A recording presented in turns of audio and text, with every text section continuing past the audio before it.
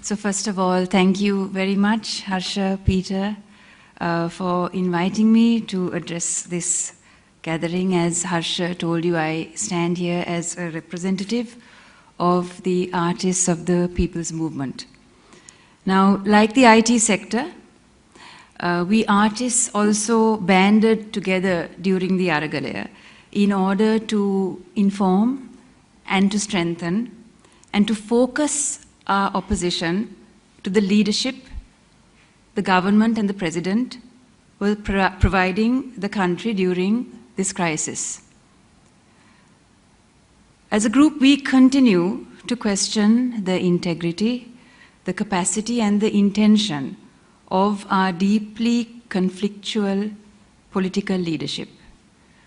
We find them untrustworthy, incompetent, and misaligned with the critical needs of the Sri Lankan people trapped in this catastrophe.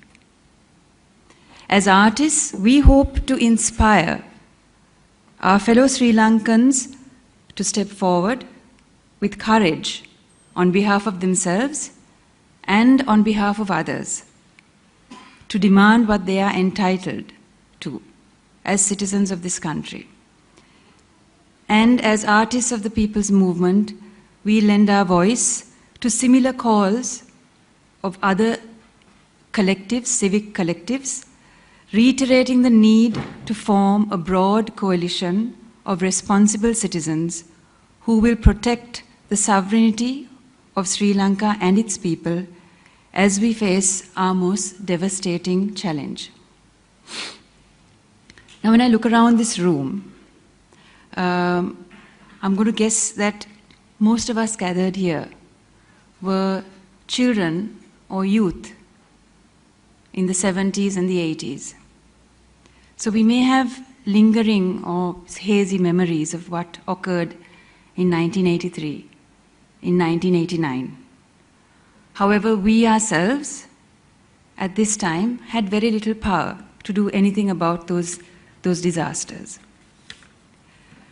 But now, all of us are people of some standing.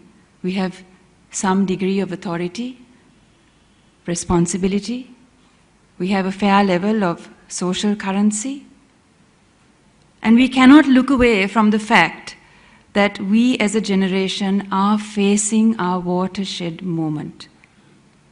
The current crisis, my dear friends, is happening on our watch. This basically means we are the grown-ups, just as our parents were the grown-ups in 83 and 89, and their parents were the grown-ups in 56 and 58.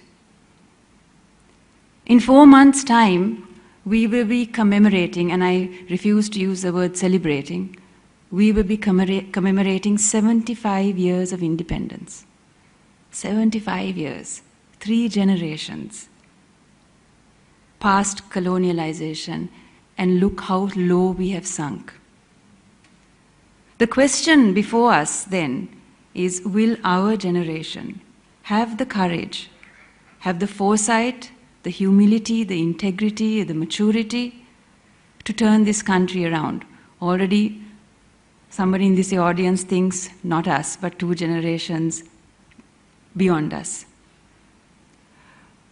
Will we, like our parents and like our grandparents, instead add to the compounding deterioration of Sri Lanka? You know, before April, I would have said that we wouldn't have had a fighting chance to turn this country around. After what happened in the past 4 to 5 months in this country, I do believe that our generation actually does have a chance to stop this trajectory of spiraling downwards. And our chance came our way because of what happened in our country, because we lived it, we brought it about, we experienced it. It is in our memories, it is in our collective consciousness. Now I want to tell you something very important. We should never underestimate, we should never forget, and we should not allow Sri Lankans to be robbed of the memory of what the Aragalaya actually achieved. It was a miracle, and we Sri Lankans here, we experienced that miracle. This organic, peaceful people's uprising, now known the world over simply as Aragalaya. In fact, one of our senior artists, Jerome De Silva, made this lovely point some months back. He said, maybe, Aragalaya will mean peaceful people's protest the world over in whatever language. Imagine if Aragalaya enters all the dictionaries of every language simply to denote a triumphant people's, peaceful people's protest, because that is what we experienced here. And in a way, that is our gift to the world, because we proved that it is possible. What made the Aragalaya truly a miracle was that it began and it was sustained at a time when the people of this country were broken. We were broken by hardship and misery. So instead of succumbing to this misery, instead of reacting violently to the corruption that brought about this misery, instead of fighting with each other, we chose instead to converge. And converge in such a remarkable manner that our very coming together created an alternative reality, which formed not just our resistance, but it also formed our imagined and our proposed solution. Now, what do I mean by this? What I mean is the real triumph of the Sri Lankan people's peaceful Aragalaya was that it not only rejected the diseased lifestyle that has been normalized within this country through decades of decayed political leadership, but it simultaneously replaced this lifestyle with an alternative reality, which provided the people of Sri Lanka with a vision of the country we citizens want to live in. A country we realized that we were actually capable of creating. A country redefined along the values and the power of people's sovereignty. Now, this is why we, as a generation, are better equipped to stop this downward spiral that we inherited. No generation before us has experienced what we experienced. No generation before us saw the real power that can be mustered when people uncompromisingly choose nonviolence, choose fair play, selflessness, love, and choose it over violence, dishonesty, ego, and hatred, which is what we've inherited through our political culture. Because of the Aragalaya, we now have a taste of what Sri Lanka can become if sovereignty of the people is really honored, as it should be.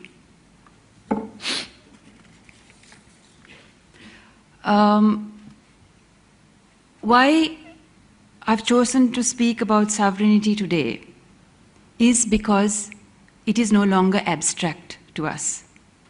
We have lived it. This entire country lived it. And moving forward, we need to harness its principles again, to hold on to the sovereign dignity of this country and the sovereign dignity of each individual citizen, because that is the only way we can face this crisis and not be destroyed by it. Now, it is no surprise that sovereignty actually does not come easily to our people. We were first ruled for centuries by kings. We were then ruled for centuries by colonizers. And after independence, the majority of our politicians have sought power, and when they achieve power, they have sought absolute power. So for centuries, literally, we have just been subjects, not sovereign citizens. The peaceful Aragalaya planted the concept of sovereignty right at the center of the country and in the hearts and the imaginations of its citizens. It is with the memory of this experience that I stand here before you today to urge you all, let us not forget, and let us not allow history to be rewritten. And we all know it is being rewritten. You know this, you all are masters of the digital space. It's been completely rewritten what actually happened. Right? Political players, along with their community of opportunists, are working hard to scourge the country of this value system and the memory of it. The reason for this is that people's sovereignty is a real threat to a corrupt political system. It holds no place for political unaccountability, for impunity, excessive power, secrecy, all of these things that are currently the hallmark of our political culture. So firstly, my request to you, my plea to you is, let us not forget. And secondly, let us draw from this remarkable achievement as we move forward. So, what was the nature of this sovereignty that we discovered as a nation? I'd like to talk to you about three levels of sovereignty that we experience. At a very basic level, we all experience personal sovereignty. Individual people began to exercise their rights. They found the courage to stand up, to demand for justice, for accountability, for things like an independent judiciary, police. People also, along with their rights, discovered a sense of civic responsibility. You saw how people looked after themselves in the mobs, that, the huge crowds, the way people cleaned after themselves, the way people stood up for other people's rights. This was all quite miraculous. So why is this personal sense of sovereignty important when we go into a crisis? Because a crisis does not affect all of us the same way. A crisis will always affect the weakest of us the most severely. And if the weakest amongst us, and by this I mean the poor, the elderly, our children, are sick, if these people are infused with a sense of personal sovereignty, they will demand that we give them what we owe them. They will demand that the state gives them what it owes them. And this is protection and care in a crisis. This is their due. And for those amongst us who have more power, if we are inspired by the principles of personal sovereignty, we will look out for the weakest amongst us. We will no longer be able to ignore that people around us are increasingly hungry. We will make it our duty, like we did in the Aragalaya, we will make it our responsibility to feed people. Like in the Aragalaya, we will make it our responsibility to educate our youth and children and to absorb them as active citizens of this country. We will insist that the government prioritizes the needs of the sick over the needs of the military. These are the values that a respect for personal sovereignty will bring about. The second level of sovereignty that we discovered through the Aragalaya was a people's sovereignty, the power of sovereignty that citizens have over politicians.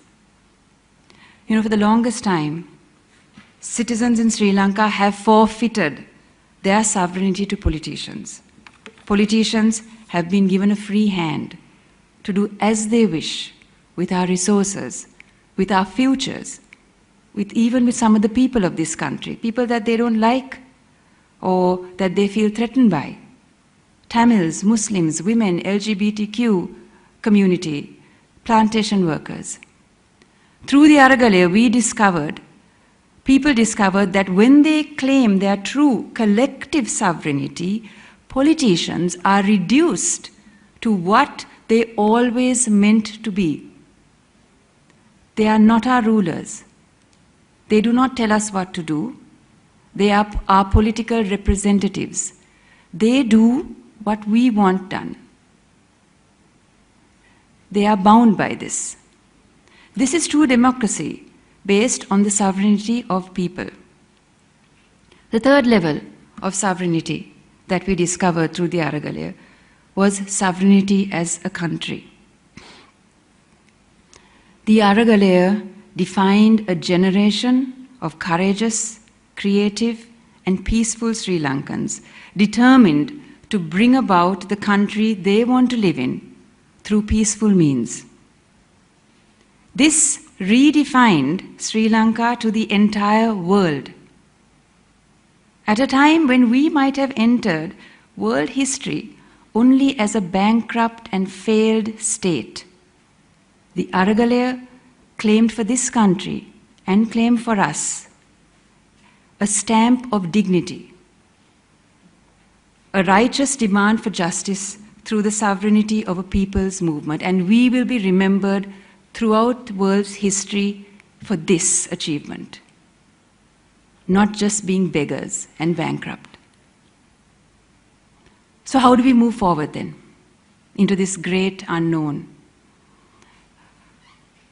Firstly, I propose we all maintain a healthy skepticism for anyone who will not or who cannot uphold the sovereignty of the people. And this includes the current president and the current administration. You know, I often wonder what our reality would have been today, as Harsha mentioned in his opening remarks, if after the Aragalaya we had inherited a government and a president who might have been able to harness the power and the values of that people's movement, rather than fight it and try to destroy it and divide people. Can you imagine how much stronger and how much better equipped we would have been as a nation to face this crisis? I want to end with a quote from one of my most treasured mentors, Irangani Serasinga, the most senior, most dignified, most peace-loving artist that I know. She's in her 90s right now. And she was a young woman during the JVP insurrections, even 71. And do you know how she described the JVP insurrections to me one day? She said, Ruwanthi, the young people of the country on one side and the old people of the country on the other side. What a tragedy. And yes, it is a tragedy. And is this how we want to go into this crisis? Young people on one side, old people on the other side, poor people on one side, rich people on the other side, politicians on one side, citizens on the other side. Is this really the way to face this catastrophe? As a divided country, fighting each other? Or do we choose to face this crisis confident of our sovereign strength and value? Each citizen secure in the belief that he or she is valued and respected and protected. And all of us together protecting the sovereignty of our country. It is this combination that will provide us with our best chance of recovery and possibly even a chance at transformation as we take up this challenge that is inevitably coming our way. Thank you very much for your patience.